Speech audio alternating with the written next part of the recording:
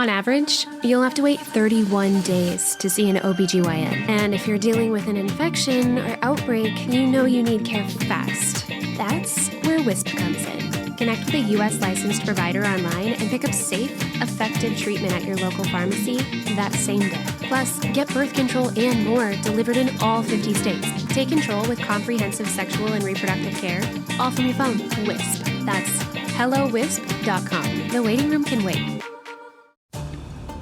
From the mountains to the sea to across the drag universe, this is The Rumor Mill.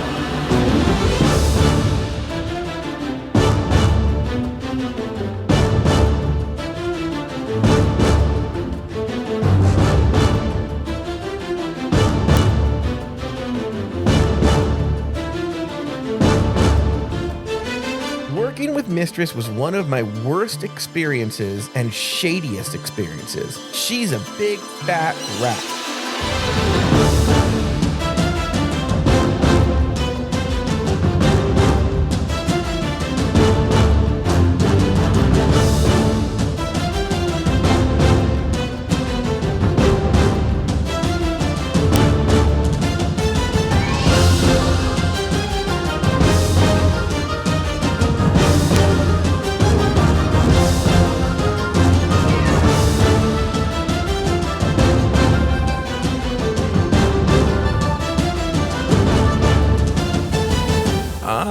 Everybody, welcome to this brand new, a reboot of a classic afterthought media podcast called The Rumor Mill. And we might as well start with our own version of a land acknowledgement. Okay. And acknowledge that, there were people who came before us in terms of like Evan Ayers. Rest in peace. Jorge Munoz. Who? And Jamila Zara then became yes. Williams, or maybe with Williams and Zara. Mm-hmm. And then Jimmy Anti. Oh, yes. Who else we missed? Former co-host of The Rumor Mill. Those were them, right? Well, yeah. I can't remember. Yeah. It's been a while. And now we have with us Nathan Patrick Brown. You guys might know him from the podcast Bravo, effing Bravo. You've been gone for a couple months, and now here you are. I feel like I was just on. You know what I was thinking about you today? I was listening to this joke. Is the bus still running? I was listening to over on Patreon. This is a great plug for Patreon. We have a podcast called This Joe Batance. I have never understood the appeal. Do you listen to it, Nathan? Yeah, whenever I get it. Like, I feel like, I don't know, sometimes I don't get it. And other times I do get it. I don't understand what's going on with your feed, but I will say, people tell me all the time it's one of their favorite shows. I do not get it, guys. People love it. It's literally me talking for about half an hour about what's going on in my life. That's it. I do just love when you rattle on about, like, all these names, boy Alex, girl Alex. I'm learning all this cast of characters. I'm afraid that Boy Alex might be quitting. Anyway, hold on. It's a whole other thing. Yeah, I don't know. This is my theory. I have no evidence to back it up. Anyway, no one cares about Boy Alex, Girl Alex, but all we the do, cast though. of characters. Do you, though? Okay. But anyway, the point is, on a recent episode of This Joe Batance, I was talking about your trip to Disney. I said, honestly, there were really nothing dramatic or anything like that. Would you agree with this? Yes, and this is why you always make fun of me for having no stories, because I'm just like, yeah, it was all right. What's been up? Nothing. But I didn't even think about it that way. I want to flip it, though, because then I think when you came in here last time, there weren't really any stories. No. And I was thinking, because then you probably hear stories, because I've often wondered, because people will come and visit and they can be a nightmare. And I tell the stories, and people probably think Joe is a horrible person. Everyone that comes to visit him, they're nightmares. And I think the problem is Joe. And what I'm trying to say is, you've been with me now a couple of times at a theme park. Yeah. Am I a nightmare? No, you're actually a normal human being. Yeah, I feel I'm fairly easygoing. I'm down for whatever. Yeah. So when we hear stories about like Adam Burns and his boyfriend and what a nightmare they were, or Daniel Brewer and the no chairs, I think it really emphasizes what nightmares these people are. Yeah, and I was interested in what my sister, like how she would react to you. Oh, because she's never listened to anything. Yeah. I think maybe they've listened to a few like free feed, like recap episodes, like once or twice. And so I was like, like, oh, what'd you think of Joe? And she's like, yeah, he's funny. Like, she's like, yeah, he's nice. And I'm like, well, you did paint me as this horrible human being. No, I didn't. I meet Nathan, so he's like, oh, I already told her about what a horrible person you are. Which with Robert Mata did that with his sister as well. Well, forewarned is, what's that expression? I don't know. I don't know. By the way, I was watching an old, I was at work today, and so the old people were watching some old TV show, and someone said something looked like a dog's dinner. Not a dog's breakfast? Not a dog's breakfast. They said dog's dinner. And I was like, why wasn't I just randomly recording this at that moment? Do you know what it was? It was the Andy Griffith Show. Okay. Yeah. Well, anyway, we are talking about, for those of you who weren't around for the rumor mill, I don't think there's any episodes on the public feed. It exists on Patreon. So let's do a Patreon plug right here. It exists on Patreon. You have access, even as a free member, I believe, I'm almost positive, even as a free member at Patreon, you have access to the old episodes of the rumor mill. But it was a show we did years ago. I don't think we've even done it since the pandemic. It's been years. And it was a show where we talked about the drama that was going on in the world of RuPaul's Drag Race. There was a segment at the end that was spoilers. We're not going to have it in this episode. I'm not sure what role it's going to play in the show because I don't want to know spoilers. But what if it's spoilers about shows we don't cover? Like, what if it's spoilers about Spain or France? I don't give a shit, Well, yeah, I guess you wouldn't even need to do the spoilers before the episode comes out. If you're never going to watch it, you could just spoil it once it's already out. Yeah. So I got to figure out how we're going to figure out because I really like the spoiler music. Do you remember it? Yes, that was good. Mysterious music, and I liked it. I missed it. Well, we can spoil lots of different things. Like you've not watched White Lotus, right? Like I can spoil that. No, I watched season 1, and I started season 2. Okay, but I haven't picked it up again. It didn't grab me like season 1, but people tell me season 2 is better than season 1. Yeah, well, I can spoil it for you later once the music's played. Well, I just was so turned on by this the gay guy who's gay in real life. Remember, but I don't think he's gay on the show. When he was blowing the boss of that hotel. Oh no, they're gay in real life. Oh no, yeah, not gay in the show. Gay in real life. Yeah, I don't think he was gay on the show. That was hot. Yeah, that was hot. I also like in season 2 that Adam DeMarco guy. He's on that gay show, the overcompensating one that's about Robert's life. He's hot. Oh, speaking of, I wonder if we should call Robert on the air because this is the rumor mill. What I'll say, let me say this because this is Robert's story to tell. I was on a break at work. Yeah. And Robert calls. Mm-hmm. I go, what is this? And he goes, I don't know, girl. I might need to get on a microphone. And then tells me this tea that's happening in his life that he might want to get on the air. He's feeling and heated. Talk about. Yeah. But I don't know if he's still feeling heated. Is he, Robert, are you listening live? He told me he was going to be up. Get him on the blower. Should we? Well, let's take a break. And when we come back from the break, let me tell you what we're going to talk about. We talk about drama in the world. And I was actually thinking about skipping a week in terms of the rumor mill, but then there's so much going on that we need to cover that we have to do an episode this week. Mm-hmm. It has to happen. So when we come back from the break, we are going to talk exactly what happened right here on the rumor mill. We'll be back right after this.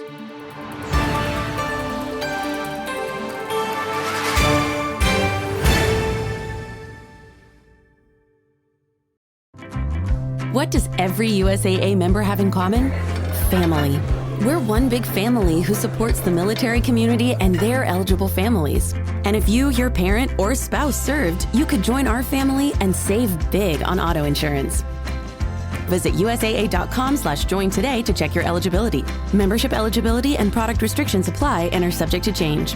USAA means United Services Automobile Association and its affiliates, San Antonio, Texas. Hey, it's Paris. You know I love sparkly things, right? Like stars. Duh. And thanks to Hilton and AutoCamp, I just slept under them. Picture me serving looks by the fire outside my luxurious Airstream, making s'mores with the kids, while a national park is our backdrop. The great outdoors meets Hilton hospitality. That's hot. Explore all the new ways to stay at Hilton.com. Hilton for the stay. With a major selection of the looks your kiddos love starting at just $4 in the Walmart app, a new school year means a stylish new them. Who knew? Find skater skirts and Crocs that say, I'm casual but cool. Sparkly sneakers that say, it's my classroom, you're just learning in it. And preppy polos that say, I'm the teacher's pet, even if they're mommy's menace at home. Find their favorite styles starting at just $4 in the app. The Walmart you thought you knew is now new.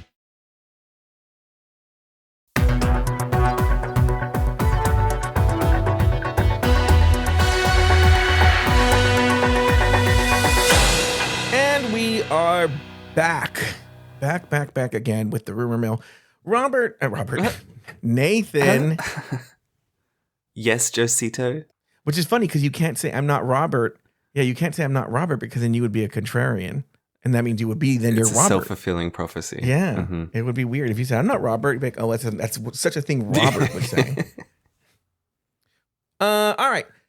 Let's talk about the rumors at hand. There's a lot to discuss. And I will say my whole plan was to have like a really detailed report of what's going on. And I got surprised with my niece randomly visiting. She's still here. And so I couldn't do any of that stuff. But let me do it based off memory. Okay. Mm-hmm. So it all started. And there's a few dramas going on. A lot of them involving Willam and Alaska. Yes. But let's start with the main one, which is Mistress Isabelle Brooks was sick of Alaska coming for her. Oh, it was Alaska coming for her. No, sorry. Willam. Sorry. Yeah. Okay. Mistress was here. Thank you for correcting me. Mistress was sick of Willam coming for her.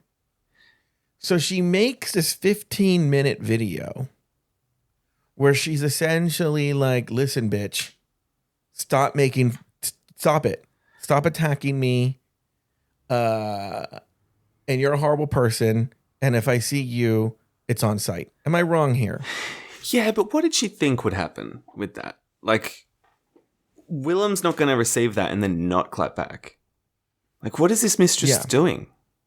It was, I would play it, but it's a 15-minute video. Yeah, I couldn't watch the whole thing. Could you? Yeah. No.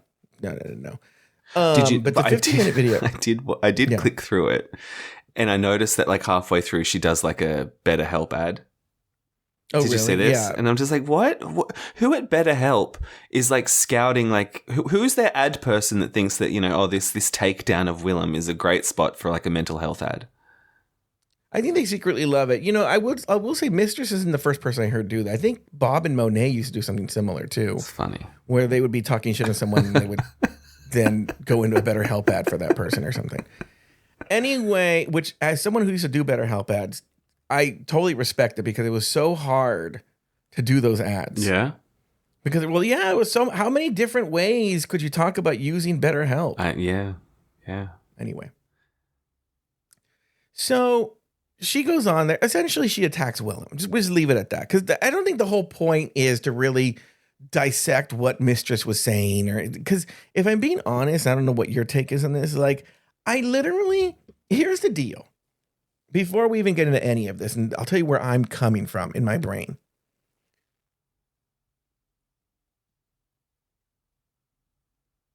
I've had this theory for a long time that if I would never be, I don't do drag, right? Mm-hmm. But we all have this fantasy that what if I did drag and I was on Drag Race? Mm-hmm. How would I be on the show? Yeah. And it actually, my not doing drag is a big part of it. My not doing drag is a big part of it because I my whole take would be, well, since I don't do drag, I don't care about the repercussions. Mm-hmm. So I actually, in a weird kind of way, if I were Mistress, I would do the villainous things that Mistress did. Yeah. And I would be the villain. I think that's how you make great television. But I would never look at the comments. I wouldn't care. And I would literally, I would Robbie Turner. You know, I would just delete everything and kiss off as soon as the finale. As soon as the finale aired, because I'm sure I'm contractually obligated to be around, sort of. As soon as my contractual obligations were done, yeah, you wouldn't see me again, right? And I think that's sort of, if you're going to play the villain, then you have to choose not to care. Okay? Yeah. You have to, because the second you flinch, the second you blink, the second you do any of that stuff, you've lost the game. Okay?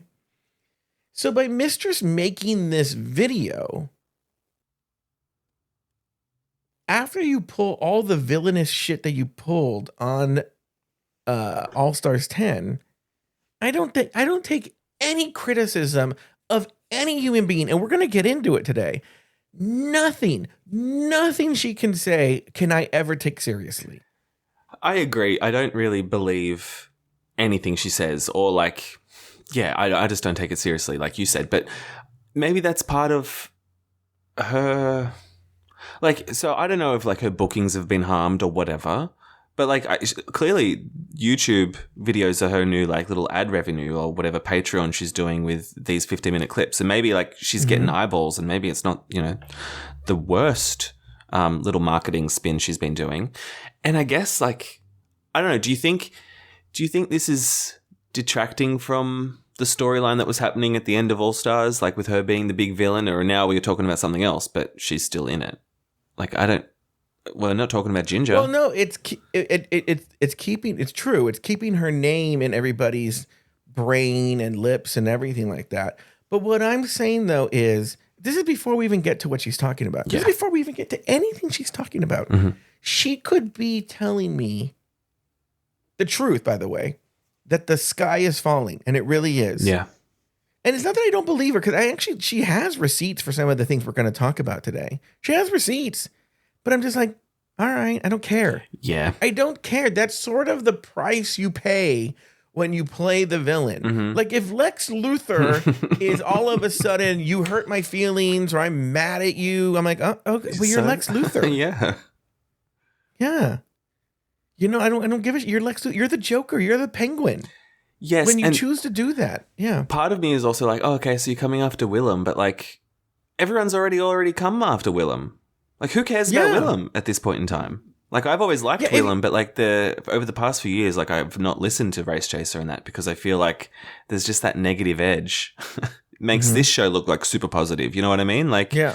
So I'm just like, someone's coming for Willam. Like, oh, it must be Tuesday. Like, who cares? But but her point about Willam in general, if I'm not wrong, someone can correct me in the chat room. I know Nami's usually on top of this stuff. Is that Willam is constantly critiquing her, talking shit about her when she's not there to defend herself. That's generally her gist, right? Yeah. Which is, stop coming for me. I'm not there to defend myself. If you're not going to have me on the show, you know, stop it. Essentially. And I'm like, I don't care. I'm legitimately like, I don't care. Willam can talk as much shit as she wants. Go ahead. There's no sympathy. There's nothing she could say where I would have sympathy for her. Before we get to anything, because it's going to get deeper for people who aren't following this. Yeah. But are you enjoying the mess of it all, though? Oh, I love that. Yeah. That said, I didn't watch the entire 15-minute video, and I didn't watch Willam's entire 15-minute response. So then she makes this post, and then Willam responds. And, you know, it's hard to, you know, I think I should have probably watched these videos, because, especially if I'm going to talk about it, because you can't trust anything you read on Reddit, in particular on this kind of stuff, because people in the comments are very polarized, and there's people who are team Mistress, and they will just defend whatever Mistress says. There are people who are Team Willam, and they'll defend everything Willam says. So a lot of the comments that I saw about Willam's video was about how Willam's video was not the greatest response. I have not watched a second of it. I watched it a little bit, and it was just very much like addressing point by point, but just acting all unbothered. She's like, yeah, you said this. I don't care. And it's like, well, you do care if you're doing a 15-minute clapback. So like, there's an element all of caring. Up. Yeah, you're beating your face, you're getting the camera, you're doing the lighting, you're doing this and that. Like, yeah, you care. Yeah. So it kind of would have been maybe a bit more engaging if she was all worked up about it, but she wasn't. Well, she was pretending she wasn't. It probably would have been more effective if Alaska casually asked about it on Race Chaser and she was like, meh. Well, yeah, but I guess she also wants the views and the clicks. Like, this is where they're getting their money. And this is the thing is there can be two horrible people fighting. Yes. You know, this can be two horrible human beings fighting. And there's an element of me like thinking, is this a stunt? Like, I don't think this one is, but didn't Willam just do something like a year ago or 2 years ago where it was like, or was it with Bob? I don't know. I feel like drag queens have fought before, and then it's like, surprise, here's a song. It's like, oh, I see what you're saying. Oh, maybe. I mean, I wouldn't be. But you're making my point. My point being, Drag Race is very quickly becoming, and I don't know what it's like in Australia. I can only talk from an American perspective, but it's quickly becoming professional wrestling. Yeah. You know, where it's like, you know, when I was a child, I thought that the Iron Sheik and Hulk Hogan really hated each other, you know, but now it's all fucking so fake. It's all so not real. And so who knows what's real? I think that's the point I'm making is maybe none of it's real.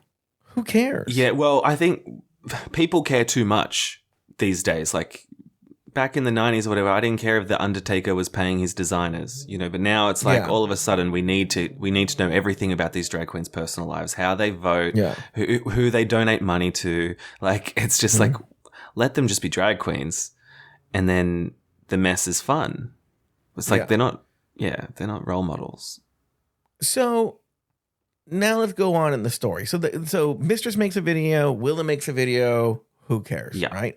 I feel like this is just the beginning of the story, because then what happens, and we'll come to this second, that there's two stories collide a little bit in that Acid Betty and Dia Betty sort of just make it known that they're Team Mistress, because Acid Betty is mad at Willam in Alaska. We will come back to this, okay? Just put that aside for a second, but Acid Betty is mad at Willam in Alaska. Okay. And so, of course, they're Team Mistress. So, of course, there's drama. So who's going to pop up? But one Eureka O'Hara. I don't think she's O'Hara anymore, though. I should think she's just Eureka. I haven't been keeping up to date with her, but this is where I started to enjoy the story because it became funny.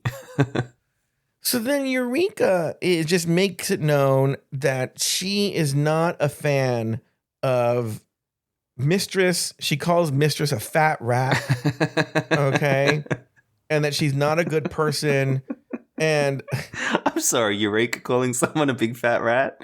Like, her whole brand is the Elephant Queen, right? Like, she's another big fat rat. And then, so Eureka replies on Willam's video, siding with Willam and dragging Mistress Isabelle Brooks. Okay.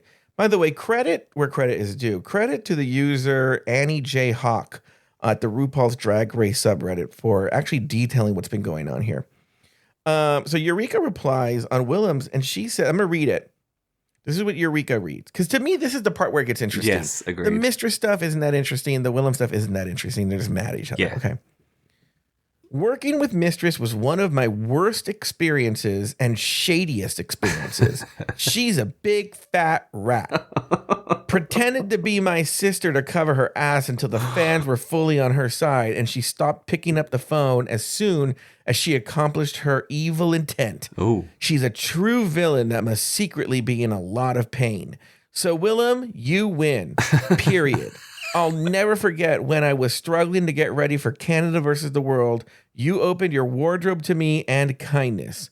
Mistress Isabelle Brooks, however, promised me she was sending hair and a costume continuously to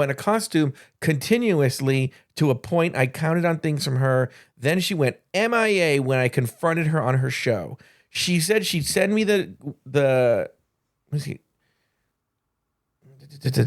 She said it's a twisted. What is it? Oh, she said she'd send me the wig, never did, and then wore the costume she was sending me on Drag Race. It's a twisted kind of weird. Funny. Worst part is when I did do her Mistress Monday and she booked me for the gig, I was communicating with her about what I was personally going through at the time, and she exploited that weak time in my life for her own gain. The sad part is I gave her advice on how to get on Drag Race and fully have supported her. And she's been nothing but a manipulative, needing the spotlight big girl. The not so big girl now. I've experienced girls like her before this franchise. So the punctuation's awful. At times, I think I deserved it, but no longer when I see things like this. It just reminds me you have to voice the truth so that other people realize that just because they have popularity does not mean make that. Oh, let's see, we're here. Does not,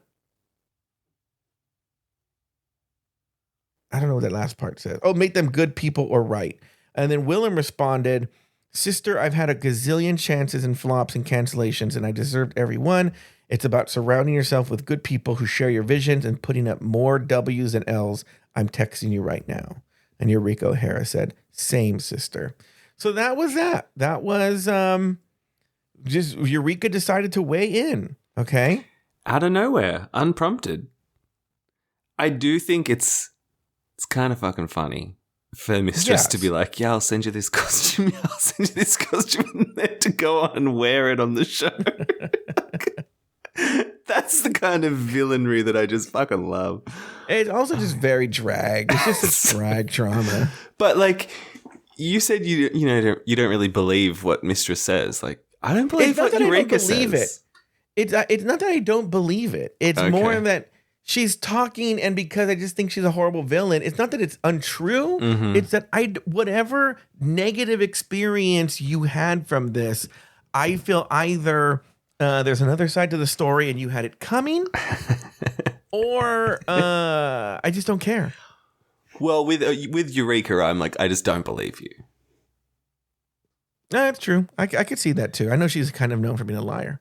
She spins a story, and like, what was on one of her seasons? She failed a dance challenge, and she's like, "Oh, it's because I was really triggered because my stepfather used to make me dance for all his friends or something." And I was like, "What are you talking about?" And it sort of just felt like we were getting into that territory. Like in that big thing that she wrote, there wasn't a lot of specifics apart from like the hair and the costume, and like the rest of it was all sort of just like, yeah, like, you're a horrible person. It's like, okay, but why?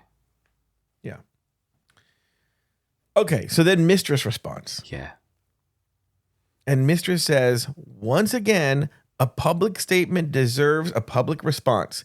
You bitches are so weird. Let's tell the people why I really ghost you. All you do is beg me for money and drain my energy like I'm supposed to be your crutch. You created your bed. Now lay in it. To be honest, your actions trigger me and remind me of the addiction that runs in my family, so I do my very best to avoid any interaction with you. I guess I'll be the bad guy for that. P.S. These messages are from after we filmed 12/29/24, and I already paid her for the gig and extra for the video shoot. Okay, so then Eureka, she posts the text messages from Eureka. This is my favorite bit. This is the receipts. Yeah. I will be playing both roles. Okay. So first, Eureka texts Mistress and says, "Are you up?" This is at Friday, January 17th at 2:30 a.m. And then Mistress responds, "What's the tea?" Back to Eureka. Eureka says, "Girl, I'm stranded. Can you send me $50 to get home? Long story. I'm stranded and can't Uber from Henderson. My plan is to post a video about my writing and our love, etc. No drama, by the way. I just needed to process it. I need to be mindful of how I respond. I get reactionary too. I'm stuck where the trade left me." And there's a picture of an empty bar. Dead at that. I want to know what happened with the trade. Why did the trade ditch her? That's all we see. And there's another text message. This is from January 2nd. Do me a favor. Can you cash at me $200? I can return it tomorrow. Let me know.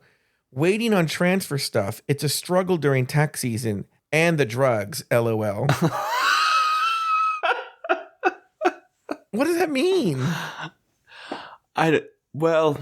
Hopefully she's just talking about like being on like hormone replacement therapy or something, and that costs money. Or she's on crack. Like, I don't know. Help. I'm just being funny, but for real, I get paid tomorrow. I have to use Cash App to help my sister with something. Then she unsent a message that we don't see. Then she said, ignore that. Chat after the weekend. Hey, how are you? That was on Monday after the weekend. Yes. That's crazy. Then Eureka texts her. I'm taking care of myself and thinking of you while doing so. Missing the Kiki. Hope you're well. I'm in LA, but not at a social place, although you still owe me a wig.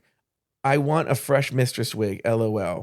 Then later that same day, like 6 hours later, she writes, hey, puss, how is she? Well, darling sister, what a pleasure sharing some moments with you and getting to really get some help from you. Just wanted to thank you for saving me a couple of times. I'm no longer in Vegas and on my health journey with my transition. I really appreciate the moments you helped with money. I guess I'll buy a wig someday. Good luck at the finale filming. You got some good juju coming your way from here. I'll do a protection spell for you once I'm at 100%. Take care of yourself. So she's bad at managing money, but she does sound like a sweetheart. I've said this a million times. Robert gets sick of me saying it. I've interviewed her more than any other drag queen. Yeah. And she's always been super kind and wonderful and generous. Have you got her I'll number? say that. I wonder if I do call her right now. No, just text her and say, hey, puss, how is she? Yeah. She'll probably ask for you to cash app her. I don't know if I do, actually. Hold on. Call her. Just call her. No, I don't have it. I would have. Been like, Eureka, what's the tea? Hey, puss. Yeah, hey, puss.